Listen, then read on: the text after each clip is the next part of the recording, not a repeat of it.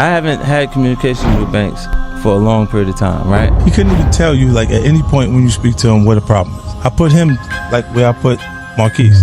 You and Banks are not hanging out at the strip club. 50 Cent takes some responsibility for Lloyd Banks and toting Ayo. What responsibility? Like a parent? You're the leader. What responsibility am I taking for him? Like, explain to me. That you didn't encourage them to be independent Nah, that's not true. Now I'm gonna explain something to you and you're gonna see it real clear, right? Lloyd Banks is finally breaking his silence on what really went down with 50 Cent. This time, he's not holding back. He's calling out the years of disrespect, twisted stories, and the way 50's been rewriting their whole come-up. G-Unit used to be a force in hip-hop. 50 was the face, no doubt. But Banks brought the bars, the cold delivery, the hunger. They moved like brothers, or so it seemed. But once fame hit, the vibe shifted fast. 50 started clowning Banks in interviews, calling him lazy and claiming he didn't want it bad enough. He even threw shots in his book, painting Banks like he just quit on himself. And through all that, Banks stayed silent. No rants, no sneak disses, just silence. Until now. In a recent interview, Banks finally let it all out. And what he said? Yeah, it's clear. He's done letting 50 control the story. Banks said 50 wasn't even around during the worst moments of my life, and that whole lazy label? Straight up false. What's wild is that Banks was grinding this whole time, just not in a way 50 could see or respect. But 50 being 50, he clapped back instantly, throwing shade again, right after Banks finally spoke his truth. So now everybody's asking, what really happened behind the scenes? How did that brotherhood turn into this mess? And who's keeping it real? Is it 50 or is it Banks? Let's break it down. The guy has Lazy Lloyd tattooed on his arm.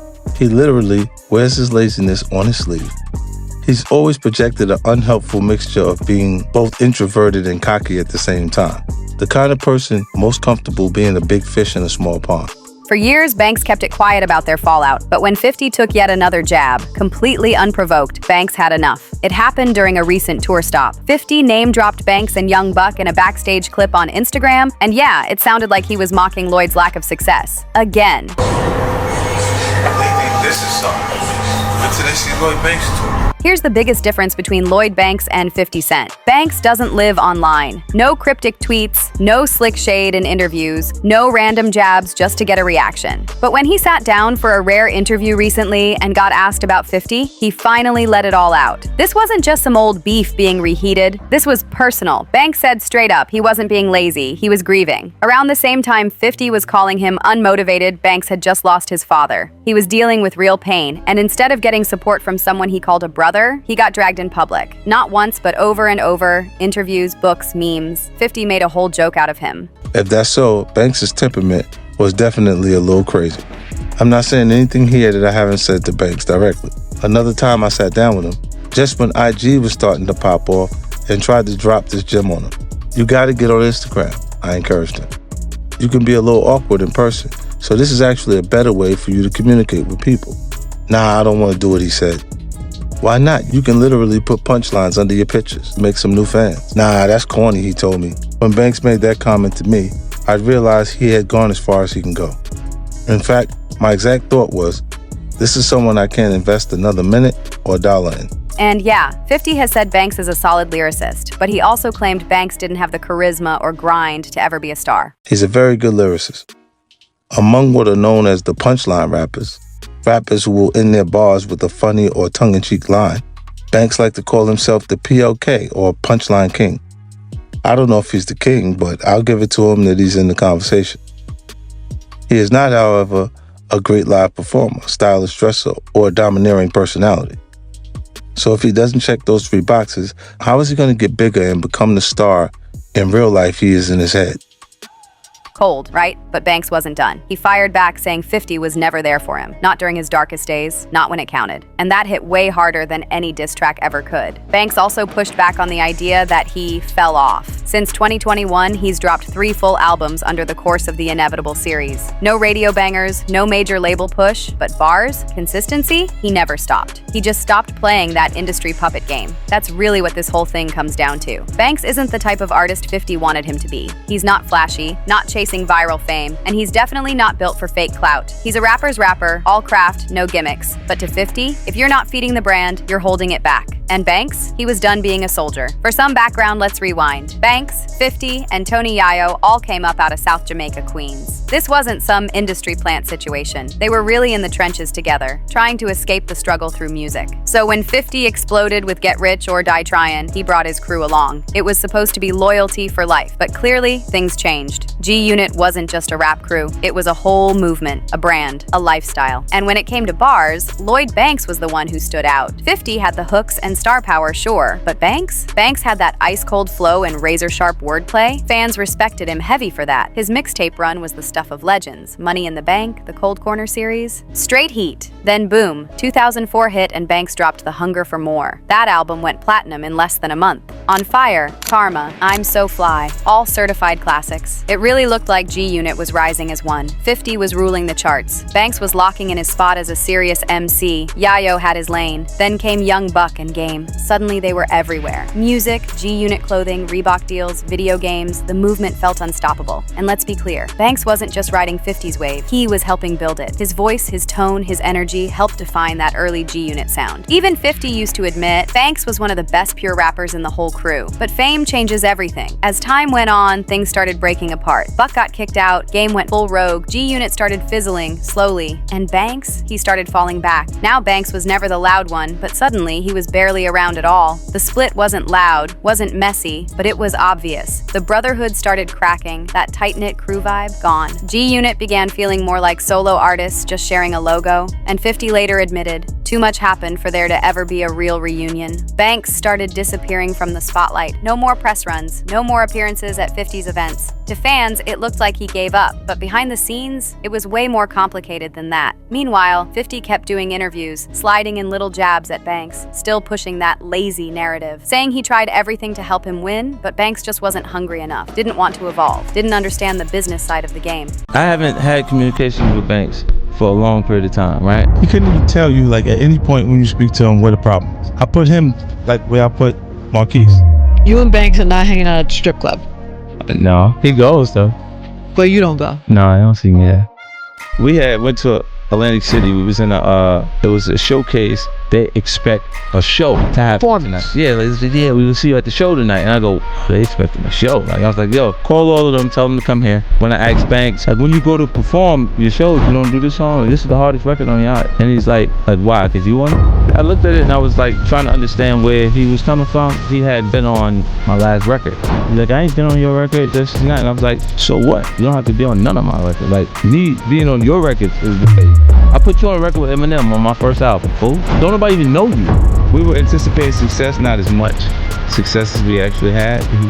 And it would have been sufficient if we had half the success. But was that the real story, or just 50's version of events? Because to a lot of people, it seemed like Banks was choosing peace over politics, and that didn't sit right with the G-Unit boss. In one interview, 50 said Banks had all the talent, but zero hustle. And he didn't stop there. He even dragged Banks for not being on social media. But that's just not who Lloyd is. He's private, low-key, focused on the music, not the industry games. He's not about chasing clicks or keeping up appearances. That silence? To real fans, it made him authentic. But to 50, it made him a liability. Then came 50's book Hustle Harder, Hustle Smarter, and that's when things got cold. 50 went all in, saying both Banks and Yayo were stuck in the past. He called out Banks by name, saying he got too comfortable, didn't grow, and basically threw away his potential. He painted Banks like a wasted opportunity, someone who could have been massive, but let it all fade out. Banks was around 14 years old when Biggie and Pac were both popping. So that makes sense that they still resonate with him so deeply. I can relate. I still love the music from when I was that age too.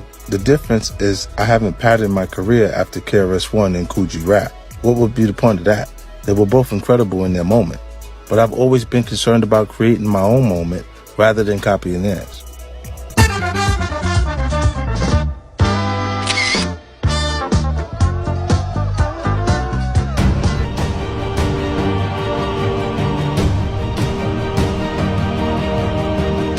Another time I sat down with him, just when IG was starting to pop off, and tried to drop this gem on him. You gotta get on Instagram, I encouraged him. You can be a little awkward in person, so this is actually a better way for you to communicate with people. Nah, I don't want to do what he said. Why not? You can literally put punchlines under your pictures, make some new fans. Nah, that's corny, he told me. Before adding Biggie and Pac didn't do that. They're dead, my man, I told him. They died before this stuff was even invented. And how do you know they wouldn't be posted on IG if they were alive? It was a line of thinking that really blew my mind. It suggested that if Tupac was alive, he'd still be wearing leather vests and red bandanas tied around his head, sending girls his beeper number.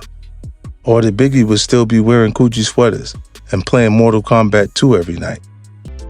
In Banks' case, a lot of his failure to grow as an artist is connected to his emotional composition. Banks grew up in the same neighborhood as me, but was never a part of it in the same way. I actually hustled with his father. Banks was more content staying on his porch and watching the world from there. There's nothing wrong with that, but it underscored a particular aspect of his personality.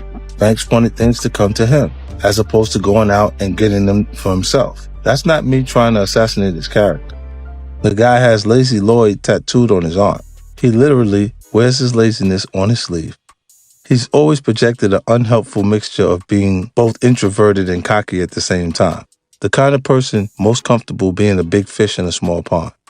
If Banks was hanging out in the studio with a bunch of unknown MCs, he'd be very confident. He'd enjoy being the center of attention. But if I suddenly showed up, he'd feel like he got demoted. He'd be bitter. He didn't feel like the center of attention anymore. I get it. I can take up a lot of the air in the room. The problem is that he'd never fight to get some of that oxygen back, which is exactly what a star is supposed to do. I believe a true star must possess 4 fundamental abilities: create great material, be a high-energy live performer, have a unique appearance, and possess a strong personality. Tupac had all 4. So does Mary J. Blige, Chris Brown too. If I'm being honest in evaluating Banks, he possesses maybe one of those qualities. That book was the clearest sign yet that 50 had fully distanced himself from Banks. And even though Banks stayed quiet publicly, fans believe he clapped back subtly in his track Stranger Things. He never named names, but the message, loud and clear. And this is where 50 and Banks see the world completely different. Lloyd feels like he's exactly where he needs to be. He doesn't believe fame equals success. To him, being able to do what he loves, feed his family, and stay true to himself, that's winning. Lloyd's even owned his chill vibe. He once got a Lazy Lloyd tattoo, for real. And he's admitted in interviews that he's naturally laid back. But being laid back ain't the same as being lazy. He's not here for the drama, the spotlight games, or the fake clout chases. He just wants to rap and let the music do the talking. But when we came to the actual room, we talked about, I think I irritated him earlier, playing with the entourage. Yeah. With MO and them, like, cause I look. Thanks, is that true? But 50, he saw that as a lack of ambition. And worse, he saw it as a break in loyalty. See, loyalty is everything to 50. He said it himself. He'd rather be held at gunpoint than be betrayed. I'd rather be robbed at gunpoint than be betrayed. Not that I suggest you try it. At least getting robbed is exciting. There's an undeniable rush when somebody pulls out their piece and growls, "Get on the fucking floor." Once it's over, provided you don't get shot, you can go tell your friends, "Yo, they just stuck me up."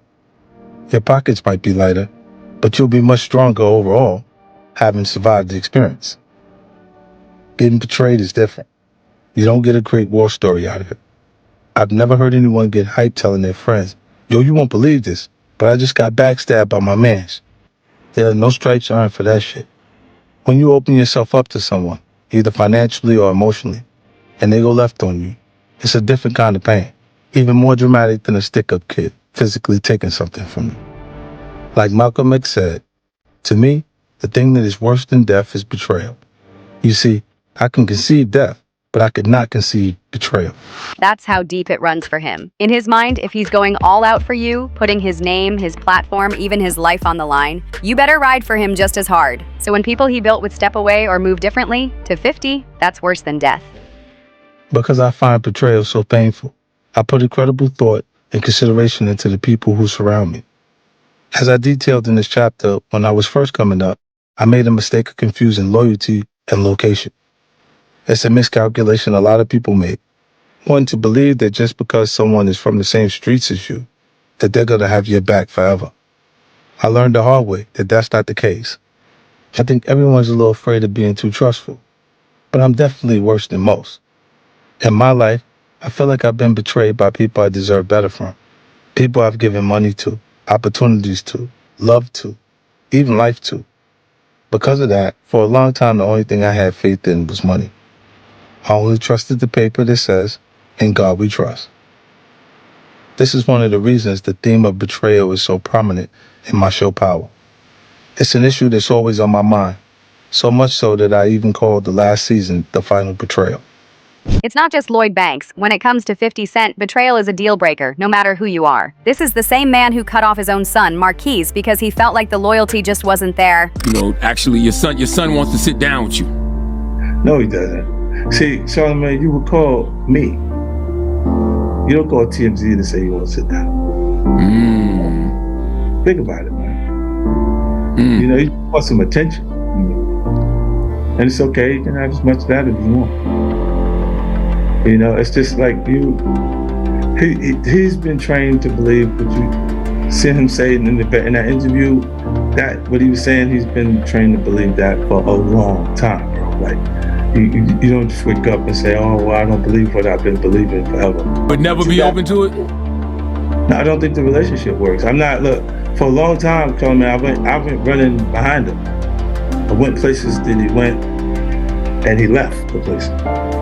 So if 50's willing to ice out family over disloyalty, what chance do his friends have? Look at Tony Yayo, one of the original G-Unit day ones. Yayo was 50's right hand, always riding shotgun, but even he wasn't safe. The moment rumors started flying about Yayo not being fully loyal, real or not, 50 aired him out publicly without hesitation. If you don't do it, like if I don't give him something that he wanted murder, then he's gonna go back to doing what we did. You remember saying that to me? I don't remember. You don't remember saying that? Yeah, tell him you be telling Vlad all kind of I don't want to get into all that. My look better than Vlad. You think you tell me the fact? I know the Vlad story. Nice. He don't even look like the same dude to me nice on for them Vlad. stories. Mark, real shit coming out. And then you've got young Buck. Buck played a major role in G-Unit's early 2000s dominance, but once 50 sensed anything shady, he kicked Buck out in the most dramatic way possible, and it all played out in front of the world. And Buck, I think that's over. I think that's done, but What do you mean? I think his career is finished. You know what I'm saying? And it's because, like, his temperament, he won't actually get himself, like right now he's in jail, but knowing who he is from the entire time that he's been around, I don't think he has what it takes to recover from, you know, like it takes discipline at that point, because it's when people begin to want to give you resistance. Hip-hop culture is out with the old and with the new. Don't forget the game. He was once the hottest G-Unit signee, bringing serious heat to the crew, but their falling out, straight up legendary. The drama between 50 and Game became one of hip-hop's wildest beefs, and it still hasn't fully died down. So when 50 saw that reunion photo, Lloyd Banks standing next to Game, yeah, that was the final straw. 50 jumped on Instagram and fired off a now-deleted post, writing, "What do you see when you look at this picture? I see confusion. I'm not sure if it's just me. I'm a Cancer-ish. Don't get old with me. I never asked for trouble, but I really don't have a problem with it. I'm different. The question isn't how I feel about it, but how does Loey Mac feel about it? Some ish is just better off left alone." That post said it all. For 50, even a photo can feel like betrayal, and once that trust is gone, there's no coming back. If you're loving this behind-the-scenes drama, don't forget to hit that subscribe button for more hip-hop stories that go way deeper than the headlines.